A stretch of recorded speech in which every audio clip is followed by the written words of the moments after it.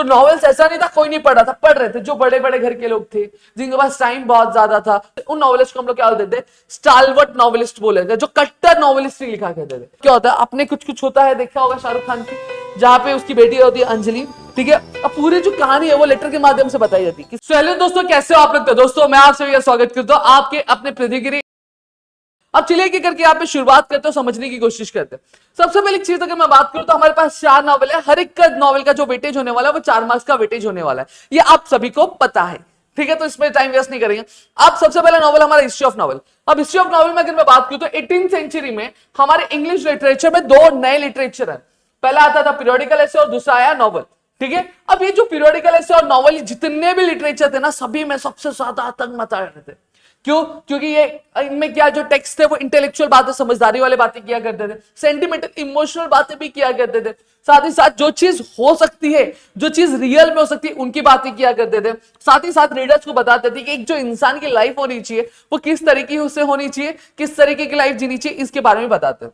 लेकिन इन दोनों में से अगर हम बात करें तो इन दोनों में से आगे कौन बढ़ा? इन दोनों में से अगर मैं बात करूं तो जो नॉवेल है वो बहुत ज्यादा आगे बढ़ा, उसने पॉपुलैरिटी गेन की, ठीक है, तने कॉल आ रहा है, ठीक है, ग्रेजुअली ग्रो भी हुआ। साथ ही साथ आज की डेट में अगर मैं बात करूं तो आज की डेट में जितने भी रीडर्स है सबसे ज्यादा जो पसंद करते पढ़ना, वो नॉवेल पढ़ना ही पसंद क्या करते हैं।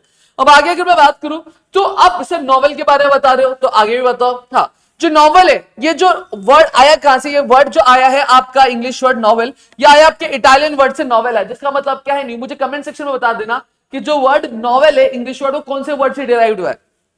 अब इसका मतलब क्या होता है? इसका मतलब ये होता है, it is a relatively long narrative fiction which describes intimate human experience normally in prose form. मतलब सीधी सीधी बात बोलूं तो ये क्या, एक तरह का नैरेटिव होता है, एक नरेशन होता है जो कि आपके प्रोज मतलब पैराग्राफ के फॉर्म में क्या बताया जाता है, सीधी सीधी बात है और कुछ नहीं है, समझा?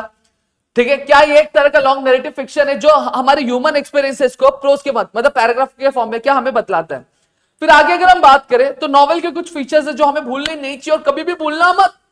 क्यों? देखो, नॉवेल अगर मैं बात करूं तो नॉवेल जो भी चीजें बताता है हर एक चीज बहुत डिटेल में बताता है, ठीक है, creates a picture at that time. अब जब नॉवेल आप पढ़ोगे ना तो जो भी टेक्स्ट लिखे रहेंगे, जो भी चीजें डिस्क्राइब करेंगे तो वो इस तरीके से डिस्क्राइब की जाती है कि मानो उस टाइम पे आपके ये क्या बोलते हैं, आपके सर में पूरी जो इमेज है वो क्रिएट हो जाएगी, दिमाग में पूरी इमेज क्रिएट हो जाएगी। अब ड्रामा होता है, पोइट्री होता है, उसमें बहुत अलग अलग वर्ड्स यूज किए जाते हैं, ठीक है, बहुत भारी भरकम वर्ड्स यूज किए जाते हैं जिसका मतलब हमें पता नहीं होता है। उसके कंपैरिजन में अगर मैं बात करूं तो नॉवेल बहुत इजी होता है कि अंडरस्टैंड करने के लिए। Modern era adapted literary prose, और मॉडर्न एरा में अगर मैं बात करूं तो सबसे ज्यादा लोग अगर पढ़ना पसंद करते हैं तो नॉवेल पढ़ना पसंद करते हैं। अब नॉवेल जो ऐसा नहीं है कि आज से आया, कल पैदा हुआ, परसों पैदा हुआ, नहीं, इसकी जो हिस्ट्री है कितने साल पुराना है? 2000 साल पुराना है। कितने साल पुराना है? 2000 साल पुराना। क्वेश्चन है आपके लिए, the novel has a history of dash about dash years, comment section में बताओ। अब यहां पे बहुत सारे लोग पूछेंगे सर क्या नॉवेल ही है, उससे पहले कुछ और नहीं था? नहीं, उससे पहले भी कुछ था। क्या था? प्रीकर्सर अगर मैं बात करूं, मतलब बैकग्राउंड की नॉवेल की बात करूं तो उससे पहले क्या आता था? ग्रीक रोमांसेस आता था।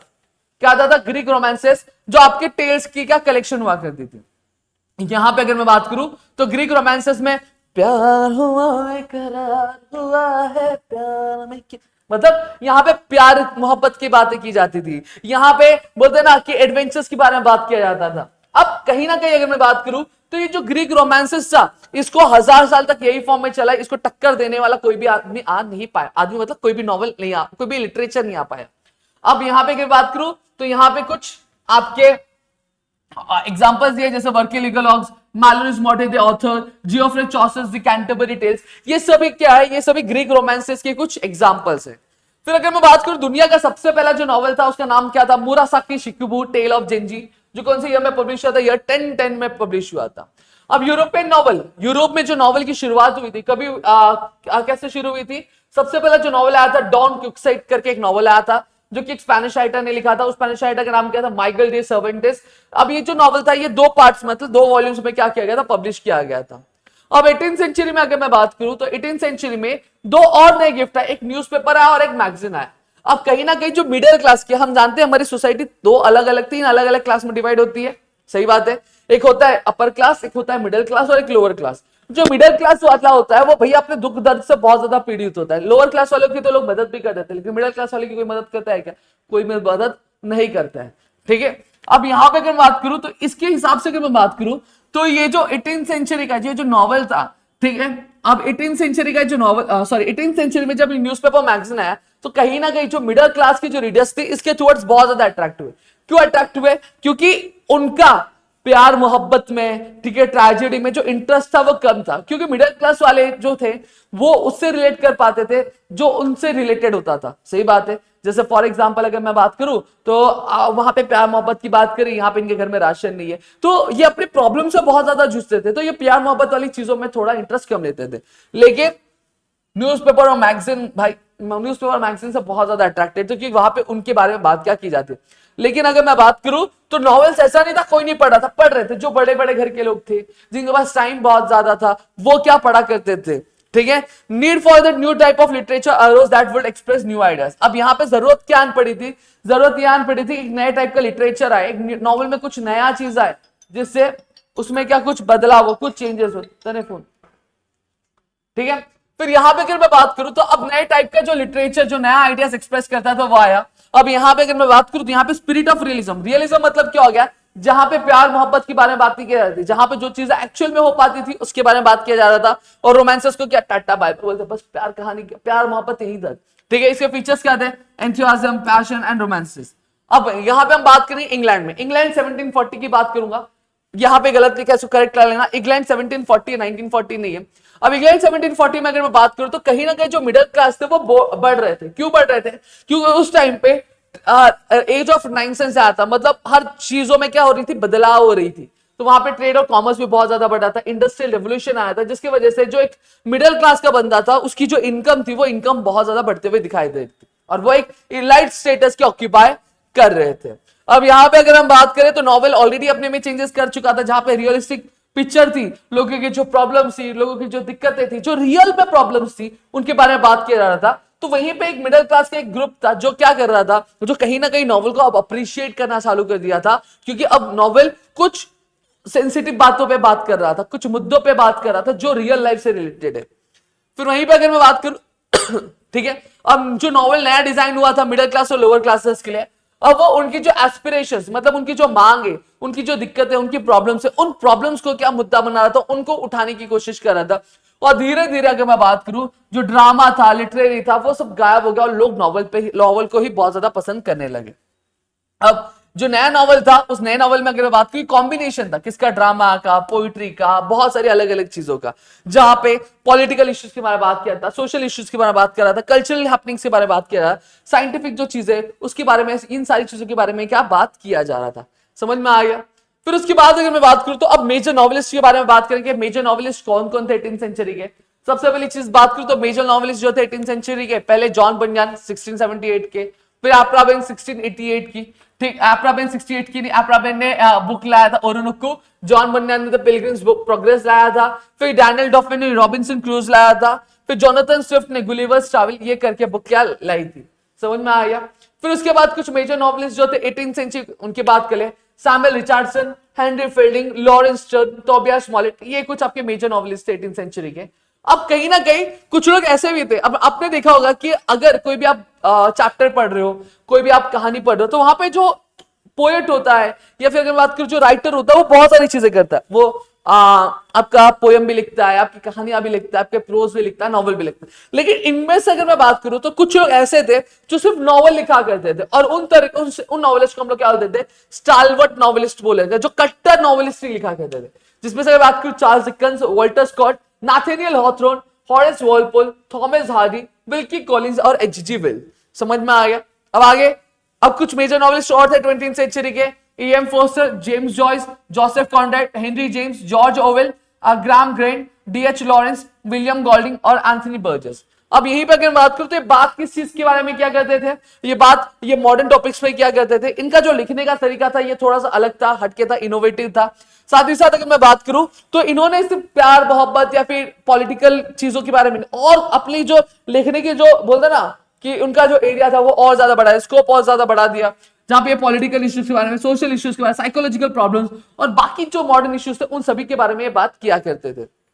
अब कुछ इमिग्रेंट ऑथर्स मतलब क्या होते हैं? ये कुछ ऐसे ऑथर्स है जो क्या करते हैं, जो सिर्फ अपनी कंट्री में रह के इन्होंने क्या किया, बहुत बड़ा नाम कमाया। जैसे इंडिया से सलमान रुश्दी, ठीक ठीक है, ट्रिनिडाड से वीएस नाइपॉल, फिर उसके बाद जापान से काजुओ इशिकुरा, ठीक है, इन्होंने बहुत ज्यादा नाम कमाया। फिर उसके बाद अगर बात करूं कुछ कॉन्ट्रीब्यूशंस जो थे वुमेन नॉवेलिस्ट के भी थे, और कौन कौन थे वो, सबसे पहली चीज आती है एवेलिना, जो किसने लिखा था, फ्रांसिस बर्न ने लिखा था। गॉथिक नॉवेल जो किसने लिखा था, एन रैडक्लिफ ने लिखा था। फिर फ्रैंकस्टीन जो कि नॉवेल थी साइंस पे बेस्ड, किसने लिखा था, मैरी शेले ने लिखा था। फिर Jain Austin, ruling the mind of the people through the novels, ठीक है। ब्रॉन्टे सिस्टर जिनका नाम एमिली और चार्लेट था, इन्होंने क्या लिखा, the Wuthering Heights and Jane Eyre लिखा था। फिर Mary Ann Evans alias George Eliot, ये साइकोलॉजिकल नॉवेल्स लिखा करती थी। वर्जीनिया वुल्फ जो कि पायनियर मतलब फाउंडर थी क्या, स्ट्रीम ऑफ कॉन्शियसनेस मतलब नॉवेल लिखने का एक जो तरीका उसकी फाउंडर थी। फिर अगाथा क्रिस्टी, ये जो नॉवेल जो क्राइम पे बेस्ड होती थी वो लिखा करती थी, ठीक है। अब इंडियन सिनेरियो देखते हैं, इंडियन सिनेरियो में क्या था। अब इंडियन सिनेरियो में अगर मैं बात करूं तो सबसे पहला जो नॉवेल आया था वो क्या था, आपका राजमोहन स्वाइफ, जो इंडिया का सबसे पहला नॉवल था। किसने लिखा था, बंकिम चंद्र चट्टोपाध्याय ने लिखा था। आगे चलकर इसके ऊपर इसको सीरियलाइज भी किया गया एज द इंडियन फिल्म। फिर जो इंडियन नॉवेलिस्ट थे, जब ये नॉवेल की चीजें चालू हुई थी तो इंडिया उस टाइम पे अंग्रेजों का गुलाम हुआ करता था, ठीक है। यहाँ पे जो शासन चलता था वो अंग्रेजों का चलता था। तो इनके मुद्दे क्या थे, ये नेशनलिस्टिक वर्च्यूज और सोशल इश्यूज पे क्या लिखा करते थे। फिर अगर मैं बात करूं तो यहाँ पे तीन तिगाड़ा, सबका काम बिगाड़ा। तो यहाँ पे तीन नॉवेलिस्ट ऐसे भी थे जिनका नाम बहुत ज्यादा था, मुल्कराज आनंद, आर के नारायण और फिर राजा राव, ये तीनों की जोड़ी बहुत अच्छी थी। फिर कुछ लोग ऐसे भी थे जिन्होंने नॉवेल को बढ़ावा भी दिया और नॉवेल को लिखने का तरीका जो था इंडिया में उसको बदला। अनिता देसाई, नयनतारा सहगल, अरुण जोशी, मनोहर मालगमकर। फिर साथ ही साथ Indian novel in English by adding new features. अब इन्होंने क्या किया, ये तीन लोग ऐसे थे जिन्होंने इंग्लिश नॉवेल में थोड़े से बदलाव किए, कुछ अपना तड़का लगा के, जिनका नाम था अमिताभ घोष, विक्रम शेठ और उपमन्यु चैटर्जी। अब इंडियन नॉवेल में अगर मैं बात करूं तो इंडियन नॉवेलिस्ट में कुछ लोग ऐसे भी थे जिन्होंने अपना नाम बहुत ज्यादा कमाया और बहुत आउटस्टैंडिंग परफॉर्मेंस। सबसे पहले सलमान रुश्दी, अरविंद अडिगा, अरुंधति रॉय, किरण देसाई और किरण नागरकर, ठीक है। फिर अब यहाँ पे देखो, ये थोड़ा सा कलर सही नहीं लग रहा है मेरे को, इन्होंने थोड़ा सा अलग रख दिया है, चलेगा। यहाँ पे दिख रहा है मेरे ख्याल से, जो नॉवेला, ये जो वर्ड नॉवेला है, देखो जो नॉवेल वर्ड था ये कहां से आया था, आपके वर्ड नोवेला से आया था। ये नोवेला वर्ड किससे डिराइव हुआ, इटालियन में नॉवेल से डिराइव हुआ, जिसका मतलब क्या होता है, एक तरह का नैरेटिव, एक तरह का फिक्शन, जो कि आपके फुल लेंथ स्टोरी के कंपैरेटिव में क्या होता है, छोटा होता है। कुछ फेमस नोवेलास जो थे इंग्लिश में वो क्या थे, द हार्ट ऑफ डार्कनेस जो किसने लिखा था, जोसेफ कॉन्रेड ने लिखा था। फिर the turn off the screw किसने लिखा था, हेनरी जेम्स ने लिखा था। फिर बिल्ली बर्ड जो किसने लिखा था, हरमन मेलविन ने लिखा था। अब जो एलिमेंट्स क्या, वहां पे टोटल 6 एलिमेंट्स है नॉवेल के, वो हम लोग देखेंगे। सबसे पहले थीम आता है। थीम क्या होता है, बेसिकली एक सेंट्रल आइडिया होता है कि कहानी किस चीज पे बेस्ड है, कहानी लव स्टोरी पे बेस्ड है, क्राइम पे बेस्ड होती है, तो ये इसको हम थीम बोलते हैं। फिर प्लॉट मतलब क्या, जो ट्विस्ट आते हैं, हमने देखा है मूवीज में, हमने देखा है क्या, पहले हीरो हीरोइन मिलते हैं, ठीक है, फिर हीरो हीरोइन का पप्पा आता है, तो ये देखो एक ट्विस्ट है कि जहां हीरो हीरोइन का पप्पा आता है, दोनों एक दूसरे के दुश्मन होते हैं, ये ट्विस्ट होता है, इसी को हम लोग प्लॉटिंग बोलते हैं। अगर एक ही प्लॉट है तो इसको सिंपल प्लॉट बोलेंगे, अगर बहुत सारे ट्विस्ट आ रहे हैं तो इसको हम लोग कॉम्प्लेक्स प्लॉट बोलेंगे। कैरेक्टर मतलब क्या होता है, जो अलग अलग रोल प्ले किए जाते हैं कहानी में। जैसे मेरी कहानी ले लो, मेरी कहानी बहुत दुख भरी है, नहीं दुख भरी नहीं है, देखिए मेरी कहानी अगर बात करूं तो मेरी कहानी में भी अलग अलग कैरेक्टर्स होंगे, रोल्स होंगे, तो उनको कैरेक्टर बोला जाता है। कॉन्फ्लिक्ट की अगर मैं बात करूं तो दो ऐसे हीरो और विलन के बीच में लड़ाई करते हैं ना, तो उसको हम लोग कॉन्फ्लिक्ट बोलते हैं। जो हीरो की सोच अलग होती है और विलन की सोच अलग होती है, तो उसको हम लोग कॉन्फ्लिक्ट बोलते हैं। लैंग्वेज स्टाइल मतलब क्या होता है, लैंग्वेज और technique used by the author for the narration is known as language and the technique used by the author for the narration of the course of the event is known as style. Basically अगर मैं बात करूं तो यहाँ पे यही जो author ने जो भी लैंग्वेज यूज किया होगा या फिर लिखने का जो भी तरीका यूज किया होगा उसको लैंग्वेज और स्टाइल बोला जाता है, ठीक है। अब रियलिस्टिक नॉवल क्या होता है, रियलिस्टिक नॉवल एक ऐसा नॉवल होता है जहां पे जो रियल जो चीजें होती है, जो लाइफ में रियल इवेंट्स होते हैं, उसके बारे में बात किया है, उसको हम लोग रियलिस्टिक नॉवल बोलेंगे। फिर अगर मैं बात करूं पिकारेस्टिक नॉवल, पिकारेस्टिक नॉवल जो है ये वर्ड है, ये स्पेनिश वर्ड से डिराइव्ड हुआ है, पिकारो से। इसका मतलब क्या होता है, जहां पे प्रोटैगोनिस्ट मतलब जो हीरो होता है उसके एडवेंचर्स के बारे में बात किया जाता है। फिर उसके बाद हिस्टोरिकल नॉवल, जहां पे पास की कहानियों के बारे में बात किया जाता है। फिर आता है एपिस्टोलरी नॉवल। एपिस्टोलरी नॉवल मतलब क्या होता है, आपने कुछ होता है देखा होगा शाहरुख खान की, जहां पे उसकी बेटी होती है अंजलि, ठीक है। अब पूरी जो कहानी है वो लेटर के माध्यम से बताई जाती है। किसके माध्यम से बताई जाती है, लेटर के माध्यम से। आधी से आधी पिक्चर लेटर पे बेस्ड होती है, तो उस तरह की चीजों को हम लोग क्या बोलेंगे, एपिस्टोलरी नॉवल बोलेंगे। फिर क्या आता है गॉथिक नॉवल। गॉथिक नॉवल मतलब क्या होता है, एक ऐसा नॉवल जिसमें terror, mystery, horror, thriller, supernatural powers, ठीक है, डेथ और डिके के बारे में बात की जाती है। फिर आता है ऑटोबायोग्राफिकल नॉवल, जहां पर हम प्रोटोगोनिस्ट की ऑटोबायोग्राफी के बारे में, उसकी जब ऑथर क्या होता है खुद की अपनी कहानी के बारे में बात करता है, उसको हम ऑटोबायोग्राफिकल नॉवल बोलेंगे। जैसे टू सर्व विथ लव, या ब्रेथ की हम पढ़ने वाले हैं। फिर साइकोलॉजिकल नॉवल जहां पे एक जो बंदा होता है, ठीक है, जो प्रोटैगनिस्ट होता है, उसकी इंटरनल लाइफ में क्या प्रॉब्लम चल रही है, उसके अपने मन में ही उसने एक नई दुनिया बना के रखी रहती है, उसमें क्या क्या इफेक्ट चलते हैं उसके बाद देखेंगे हम लोग। फिर एल्गोरिकल नॉवल मतलब क्या होता है, एक ऐसा नॉवल जो जिसका एक से ज्यादा मतलब होता है, जहां पे सिर्फ वो एक मीनिंग के बारे में बात नहीं करता या फिर दो मीनिंग के बारे में नहीं बात करता, एक से ज्यादा एक कहानियों के बारे में बात करता है या फिर एक से ज्यादा मतलब बताता है, उसको हम एल्गोरिकल नॉवल बोलेंगे।